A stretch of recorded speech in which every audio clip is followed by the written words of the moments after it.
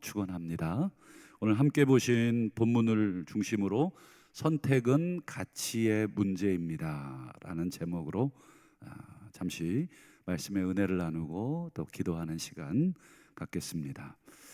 오늘 본문을 통해서 우리는 신앙의 선택 또는 삶의 우선순위의 문제를 배우게 됩니다. 오늘 본문에 세 종류의 사람들이 등장을 하죠. 첫 번째 사람은 예수님께 직접 찾아옵니다. 그리고는 뭐라고 합니까? 주님, 당신이 어디로 가시든지 저는 따라가겠습니다, 이렇게 말을 하고, 두 번째 사람은 반대로 예수님이 찾아가서 나를 따라오라고 요청을 하는 사람입니다. 세 번째 사람은 또 예수님을 찾아가서 예수님, 내가 당신을 따르겠습니다, 이렇게 말을 합니다. 형태는 달라도 이 세 사람의 공통점이 있죠. 전부 다 예수님을 따르는 것과 관계가 있다 하는 공통점이 있습니다. 하지만 이 세 사람 모두에게서 발견되는 문제점도 있습니다. 공통점은 예수님을 따르는 것과 관련되지만 문제점은 예수님을 최우선에 두고 따르지를 않는다라는 그런 문제점이 이 세 사람 모두에게 있습니다. 첫 번째 사람은 어떤 문제점을 보이고 있습니까? 예수님보다 자기에게 떨어질 콩고물 또는 이익, 자기가 얻게 될 어떤 그런 이익을 더 중요시 여기고 있다 하는 문제점이 있죠. 그걸 어떻게 알 수 있냐면 58절에 예수님의 말씀을 통해서 알 수가 있는데, 58절을 한번 보실까요? 예수께서 이 따라오겠다고 지금 찾아온 사람에게 이렇게 말을 합니다. 여우도 굴이 있고 공중의 새도 집이 있지만 인자는 머리 둘 곳도 없다. 이 말을 왜 하시는 것입니까? 나는 지금 잠잘 곳도 없어. 나는 아무것도 지금 없다. 이 사람은 예수님 따라가면 뭔가를 얻을 수 있을 것이라는 그런 마음을 가지고 따라간 거예요. 최소한 제자들도 그랬죠. 누가 크냐, 즉 누가 크냐는 걸 왜 다투어야 했냐면, 예수님이 예루살렘 올라가서 왕권을 잡으실 건데 그때 내가 어느 자리를 차지할 거냐는 우리들 가운데 누가 큰지, 소위 말하는 서열이 정리가 돼야 그 자리를 정해질 수 있기 때문에, 제자들도 사실은 엄밀한 의미에서 지금 예수님을 따라가고는 있지만 그게 십자가의 길이고 죽음의 길이라고 하는 것은 까마득하게도 모르고 있죠. 그저 예수님 따라가면 뭔가 이익을 얻을 것이라는 생각을 드러내놓고 또는 드러내놓지 않고 지금 제자들도 갖고 있는데, 첫 번째 지금 본문에 나오는 사람도 지금 예수님의 말씀에 비추어 우리가 알 수 있는 것처럼 이 사람도 뭔가 예수님 따라가면 얻을 게 있겠다. 그래서 예수님 어디로 가시든지 내가 따라가겠습니다. 우리 대통령 선거할 때 보면 선거 운동할 때부터 아주 몸 바쳐서 뛰는 사람들이 있죠.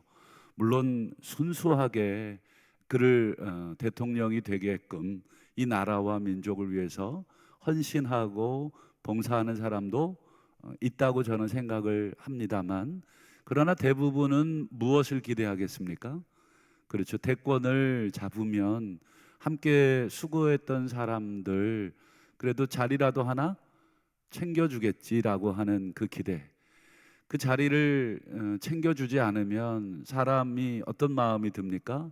서운함을 넘어서 나중에는 분노까지 하게 됩니다.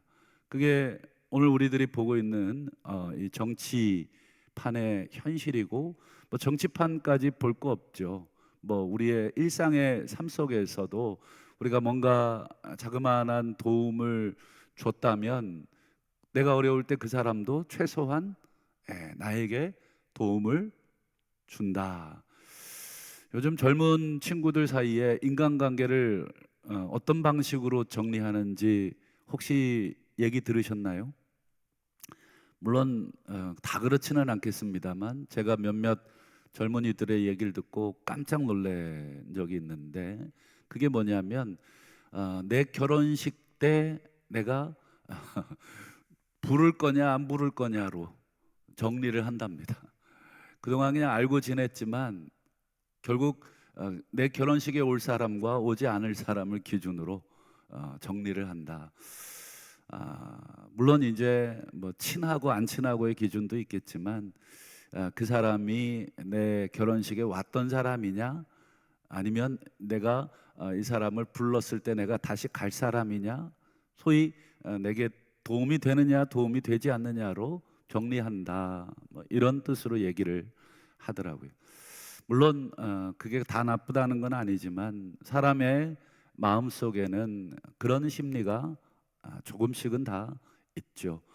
첫 번째 사람이 뭔가 얻을 수 있는 것이 있을까 하고 예수님 따라가겠다고 한 사람이라면, 두 번째, 세 번째 사람도 예수님과 따르는 것과 연관돼 있지만 두 번째 사람은 아버지 장례를 치르고 따라가겠다고 한 사람이고, 세 번째 사람은 어떤 사람입니까?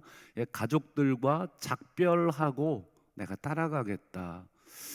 언뜻 보기에는 뭐 그래, 아버지 장례 치르고 와라. 요즘 우리나라 문화가 장례 문화가 한 뭐 3일이면 뭐 길어야 뭐 3일에서 5일이면 끝나죠.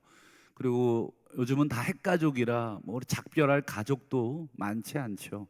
그러나 유대 사회에서 장례나 그리고 인사, 특별히 작별 인사 같은 경우는 이 우리 문화에서 생각하는 것과 다릅니다. 너무너무 오래 걸려요. 지금도 여러분 중동이나 이 예수님 문화권에서 그럼 누구 만나서 인사 한번 하면 최소 30분이고 최대 2시간입니다. 이 사람이 만나서 그래 그래 잘 지내지 하고 어깨 한번 툭툭 치고 가잖아요. 그럼 무슨 생각하냐면 저 사람이 나를 싫어하는구나. 왜 그럴까? 우리 입장에서는 바빠서 뭐 그래 내가 지금 바쁘네, 다음에 또 보세, 그러고 얼마든지 갈 수 있지만 그들 문화에서는 그건 예의가 아닙니다. 최소한 아무리 바빠도 이 사람 가족들부터 시작해서 30분 정도 안부를 물어야 돼요. 조금 더 친하면 2시간 정도. 여러분, 우리야 지금 뭐 부부, 뭐 부모, 자녀 요 정도만 가족이죠. 여기는 일가 친척들, 사돈 뭐 8촌까지 다 가족입니다.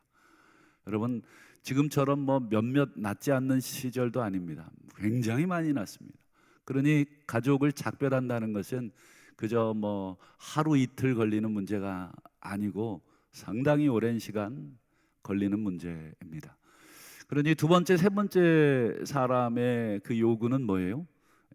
지금은 주님 당신 따라갈 수가 없겠습니다. 다른 게 먼저입니다. 이런 뜻이 됩니다. 인생은 선택의 연속이라는 말 아마 많이 들어보셨겠죠. 뭐 작게는 오늘 점심 뭐 먹을까부터 시작해서 어느 대학을 갈까, 또 어떤 사람과 결혼할까, 어떤 직장을 갈까 등등 수많은 선택의 연속이 인생입니다. 물론 두 개를 다 선택할 수 있으면 좋겠습니다만 그런 경우는 거의 없죠. 반드시 어느 한쪽을 선택해야 될 때가 훨씬 많습니다. 특별히 신앙과 관련된 결단의 순간에는 더욱 한쪽을 선택을 해야 됩니다. 가서 내 소유를 다 팔아 가난한 사람에게 주라. 그리고 너는 나를 따르라. 이 부자 청년에게 예수님께서 하신 명령이었습니다. 이 부자 청년은 둘 중에 하나 선택을 해야 됐습니다. 예수님의 명령을 따를 거냐 말 거냐, 예수님을 선택할 거냐 아니면 자신이 가지고 있는 재산을 선택할 것이냐. 이 부자 청년은 결국 돈을 선택을 했습니다. 그 이유는 우리가 묻지 않아도 너무 잘 알죠. 그에게는 예수님을 따르는 것보다 돈이, 말은 그렇게 하지 않더라도 실제 그의 결정을 보면 그에게는 돈이 더 중요했다는 것. 그것을 그의 행동으로 입증해 보인 것입니다. 누가복음 14장 26절을 보시면 예수님이 우리 인간에게 가장 중요한 두 가지를 말씀하시면서 선택을 요구하십니다. 인간에게 가장 중요한 것 두 가지를 꼽으라고 한다면 아마 가족일 것이고 그리고 자기 목숨일 것입니다. 그런데 이 두 가지를 예수님이 놓고 선택을 요구하시죠. 자기 부모, 처자, 형제, 자매, 그리고 더욱이 자기 목숨까지 미워하지 않으면 능히 내 제자가 되지 못한다. 내 제자가 될래? 아니면 가족이나 네 목숨을 선택할래? 미워한다는 것은 바로 그런 뜻이 되겠습니다. 이 누가복음 14장 26절의 말씀은 정확하게 10계명 중에 제1계명에 해당되는 것입니다. 제1계명이 무엇입니까? 너는 내 앞에 다른 신들이 있게 하지 마라. 다른 신들을 두지 말라. 여러분, 이런 법이 어디 있습니까? 네 앞에다가 다른 신들, 나 외에 다른 신 두지 말라. 이것은 우리에게 무례한 것을 요구한 것이 아니라 우리만을 사랑한다는 뜻입니다. 나도 너 외에 다른 것을 내 앞에 두지 않겠으니 너도 네 앞에 다른 신들 두지 말라. 여러분, 누군가를 정말 사랑하는데 그 사랑하는 사람이 나도 사랑하고 쟤도 사랑해도 된다고 허락해 줄 정신 나간 사람은 아무도 없죠. 만약 그거 허락해 준다 그러면 저 사람이 나를 사랑하지 않는 것이고 반대로 저 사람도 나에게 절대적인 사랑을 요구하지 않는 그런 사람이 됩니다. 그러니 하나님이 제1계명에다가 나 외에 다른 신들을 사랑하지 말라는 명령은 정말 우리만 생각하겠다는 하나님의 사랑 고백이고 그 사랑은 당연히 배타적일 수밖에 없는 것입니다. 예수님께서 부모나 처자나 형제 자매나 네 목숨까지도 미워하라는 것은 나도 그렇다는 것입니다. 나도 내 목숨보다 네가 더 중요하다. 그래서 실제로 예수님께서는 십자가에서 당신의 목숨을 내주심으로써 우리에 대한 자기의 사랑을 확증하셨다. 이렇게 성경이 말씀하고 있죠. 그러니 이건 무례한 요구가 아니라 이건 우리만을 사랑한다는 절대적인 사랑의 고백이고 그리고 너도 그렇게 나를 사랑해라 라고 하는 삶의 가장 우선의 문제를 요구하고 있는 것입니다. 예전에 무슬림들, 즉 이슬람을 믿는 이 무슬림들이 이 기독교로 개종을 해서 세례를 준 적이 있습니다. 나도 떨리고 그들도 떨렸습니다. 무슨 007 작전을 방불케 할 정도로 굉장히 은밀하게 진행을 해야만 했습니다. 세례를 받는 그 직전까지도 그 세례 받는 그 분들은 사시나무 떨듯이 막 떨고 있었습니다. 우리처럼 이렇게 꽃다발 주고 공개적으로 가족들 초대하고 이렇게 해서 내가 세례 받는 거 축하하고 그런 건 꿈에도 꿀 수가 없었습니다. 이 무슬림들이 개종을 한다는 것은 부모, 자식 그리고 그 사회를 버리겠다는 그리고 내가 버림받겠다는 뜻입니다. 발각되면 내가 죽을 수도 있다는. 지금도 중동 지역은 명예살인이라 그래서 부모가 자식을 죽일 수 있는, 부모가 자식 중에 가족의 명예를, 집안의 명예를 더럽혔다고 아버지가 판단이 되면 죽일 수 있는, 지금은 이제 법으로 그런 것들을 많이 바꾸고 있지만 가끔 여러분 중동 지역에 이 히잡 쓰지 않아서 테러를 당하는 그런 일들 뉴스를 통해서 보죠. 그런 사회입니다. 지금도 이 히잡 하나 안 썼다 그래서 얼굴에 염산을 뿌리거나 그냥 죽여버립니다. 우리 이슬람을 모독하고 전통을 모독했다. 그러니 여러분 개종을 했다고 만약에 가정을 해보십시오. 그리고 세례를 받았다. 그게 누군가에게 동네 사람이나 누군가에게 한 명에게만 발각이 돼도 삽시간에 그 소문은 퍼지게 되고 그는 그 사회에서 살 수가 없게 됩니다. 그럼에도 불구하고 그들이 세례를 선택한 것은 예수님이 더 가족보다, 형제보다, 자기 목숨보다 더 중요하다는, 오늘 누가복음 이 14장 말씀 방금 읽어드린 그 말씀을 그대로 믿었기 때문에, 그대로 따르기 때문에 그들은 세례를 받은 것입니다. 저도 그때의 그 두려움과 떨림, 그리고 그 감동, 우리처럼 그저 때가 돼서, 우리 만 14세, 제가 중학교 2학년 때 세례 받은 기억이 나는데 부끄럽더라고요. 저는 아무것도 뭐 포기한 것 없이 그냥 세례 받았는데, 이들은 가족을 포기해야 됐고 또 그들의 모든 안전 장치들을 포기하면서 왜 이 세례를 받으려고 할까라는, 목사로서 그 근본적인 질문을 세례를 베풀면서도 하게 됐습니다. 그러나 그들 안에는 정말 예수만이 자신의 모든 것보다 더 귀중하고, 그래서 그분을 내가 믿기로 결단하지 않을 수 없었던, 그들은 끊임없이 꿈속에서 예수님이 나타났다고 하는 간증을 했습니다. 끊임없이 예수님께서 자신들을 격려했고, 두려워하는 자신들에게 괜찮다고, 자신들에게 꿈 이야기를 간증으로 세례받기 전에 계속, 더 이상 포기할 수 없고 더 이상 미룰 수 없어서 자신이 목숨을 걸고 세례받기로 결단했다 하는 간증이었습니다.